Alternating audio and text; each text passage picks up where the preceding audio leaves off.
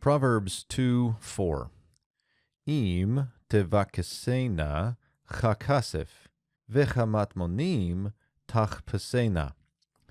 So we've got here in verse 4 another im that we introduce here with. So we're starting this if. I say starting this if. It's starting the verse with if, but it's in this long line of ifs. If you make your ear attentive, incline your heart, call out for insight, all of these things that we've been seeing. And here we get the verbal root bakash, to seek. Now the verb here is a PL imperfect. It's a 2ms. Notice the tav preformative, but then the end of it, we have this na subformative with the infixed noon, or what you might know of as the energic noon. It's a PL imperfect 2ms. If you seek maybe her, if we're thinking more specifically of wisdom back in verse 2, chokhmah, that third feminine singular, or it could be if you seek it, and this could be a reference to wisdom, chokhmah, or bina, understanding, or tevuna, insight. Any of these third feminine singulars could be a referent here.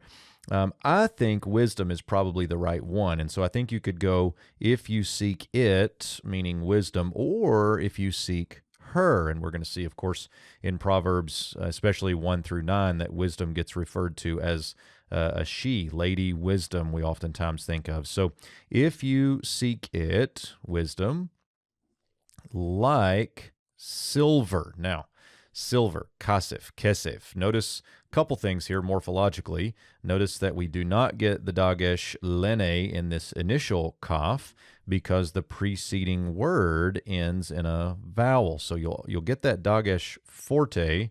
Sorry, you'll get the dagesh lene when you have a bigad kifat letter preceded by a silent schwa. And so notice down here, notice down here in the pei, we get the dagesh lene here because it is preceded by a silent schwa. So that's a little different. See if I couldn't erase it and miss the highlighter, so that's okay.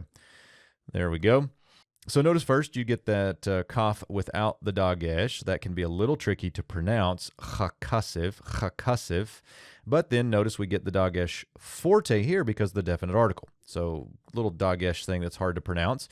Notice next we get the kametz in this case. So this is kasif versus kesef with the two segols. And what this is telling us is that, number one, this is a pausal form, so you get the heavy disjunctive accent here with the atnach. And then also that kasef was originally something like kasf, something like this, and you get this consonant cluster here at the end, but that it originally was an A-class segolate noun. And so if we added any kind of sufformatives to this or any kind of suffixes, if we were going to say his silver, it would be something like kasfo. If it was my silver, kasfi. You get that patach vowel that comes back out there. Here it lengthens to a kametz because of the pausal form. So probably something you were familiar with, but if not, this is our good opportunity to do that. Now, let's talk about the meaning of silver here.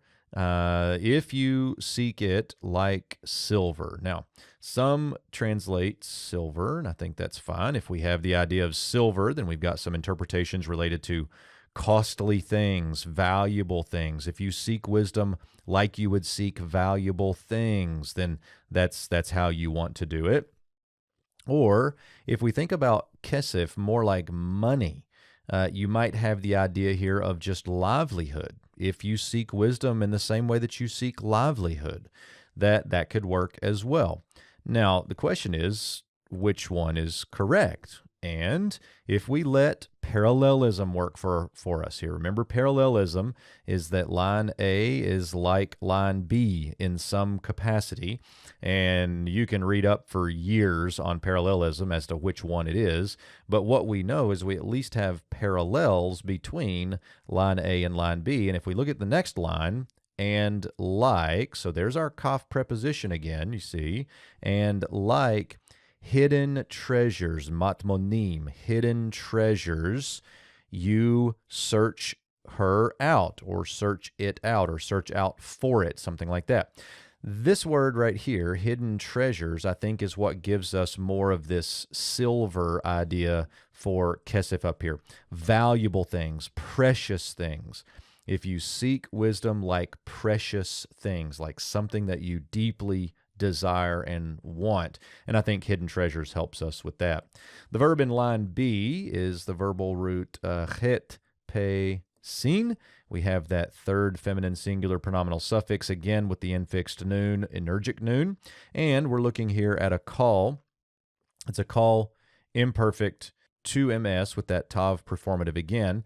Notice here the a vowel, the patach in the performative, and that's because of the one guttural. So the guttural that's there in the R1 being the chet pushes that performative vowel in the call to an a, and that's totally fine with us.